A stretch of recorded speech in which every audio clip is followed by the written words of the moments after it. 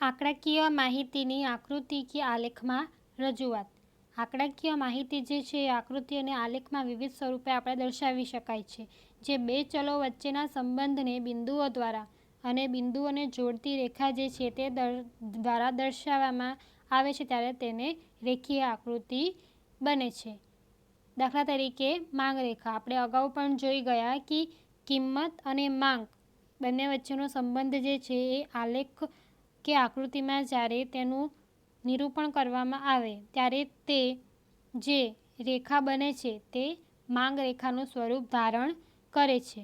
અત્યારના જમાનામાં આપણે જોઈએ તો હાલ કોમ્પ્યુટર અને ટેકનોલોજીના ઉપયોગના કારણે આંકડાકીય માહિતી જે છે એ આલેખમાં રજૂઆત જે છે એ આકર્ષક રીતે જે છે એ થઈ શકે છે અને આલેખમાં પણ વૈવિધ્યતા જે છે એ લાવી શકાય છે, જે નવીનતા જોવા મળે છે. સરળતા સ્વરૂપે સમજૂતી માટે પણ આપણે 3 પ્રકારની જે છે એ રજૂઆત અહીંયા આપેલી છે, જેમાં પહેલું છે સ્તંભ આકૃતિ, બીજું છે પાસ પાસેની સ્તંભ આકૃતિ અને ત્રીજું છે વૃત્તાંશ આકૃતિ. એમાં આપણે પહેલું જોઈએ સ્તંભ આકૃતિ. તો સ્તંભ આકૃતિ એ શું છે? તો આકૃતિમાં જે છે એ આધારિત ચલ જે છે એ ઊભી ધરી ઉપર આપવામાં આવેલો હોય અને સ્વતંત્ર ચલ જે છે એ આડી ધરી ઉપર આપવામાં આવેલ હોય અને તેના પરિવર્તનમાં જે છે એ સમયનો ગાળો છે. એટલે સમયમાં જે છે તેના આધારે બીજા ચલમાં પણ પરિવર્તન જોવા મળે છે. દાખલા તરીકે ઘઉંનું જે છે એ દર વર્ષે ઉત્પાદન કેટલું થયું તેના આંકડા આપણી પાસે હોય તો સ્તંભ આકૃતિમાં તે દર્શાવી શકાય. એટલે કયા વર્ષમાં ઘઉંનું ઉત્પાદન કેટલા પ્રમાણમાં થયું તો દર વર્ષે અલગ અલગ પ્રમાણમાં જે છે ઘઉંનું ઉત્પાદન થતું હોય છે. તો આપણે દર વર્ષનું અલગ અલગ જે છે આંકડાકીય માહિતી જે છે એ આલેખમાં જે છે દર્શાવી શકીએ. જેમ અહીંયા ભારતના ઘઉંનું ઉત્પાદન જે છે એ દર્શાવેલું છે વર્ષ અને ઉત્પાદન એ બી લાખ ટનમાં દર્શાવેલું છે.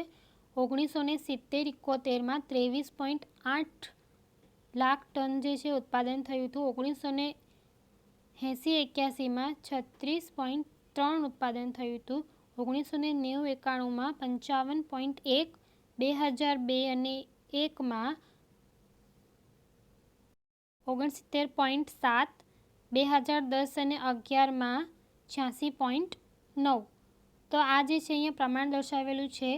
જે આકૃતિમાં તમે જોઈ શકો છો કે ઓવાય ધરી ઉપર વર્ષ દર્શાવેલા છે જે સ્વતંત્ર ચલ ગણવામાં આવે છે અને ઓવાય ધરી ઉપર ઉત્પાદન જે લાખ ટનમાં જે છે તે દર્શાવેલું છે ઊભી ધરી ઉપર જે પરતંત્ર ચલ છે જે આધાર રાખે છે વર્ષ ઉપર કે કયા વર્ષમાં કેટલું ઉત્પાદન થયું છે.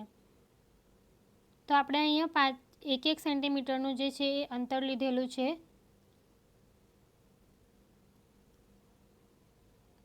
જે લાખ ટનમાં દર્શાવેલું છે ઉત્પાદન એમાં 1 સેન્ટીમીટરમાં 10 લાખ ટનનું જે છે અંતર લીધેલું છે. એટલે 10, પછી 20 ને 30, 40, 50, 60, 70, 80, 90 અને 100. આ જે તમે પ્રમાણ લો છો એ અંતર જે છે એક સરખું રાખેલું હોવું જોઈએ. જેમ અહીંયા 10-10નું અંતર રાખેલું છે, બરાબર.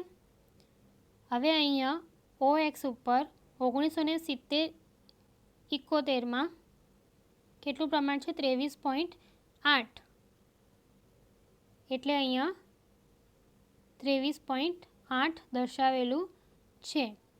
1980-81માં 36.3 એટલે 30ની ઉપર 36.3. 1990 અને 91માં 55.1. તો અહીંયા 55.1. 2002 અને 1માં 69.7 જોઈ શકો છો અહીંયા. 2010 અને 11માં 86.9.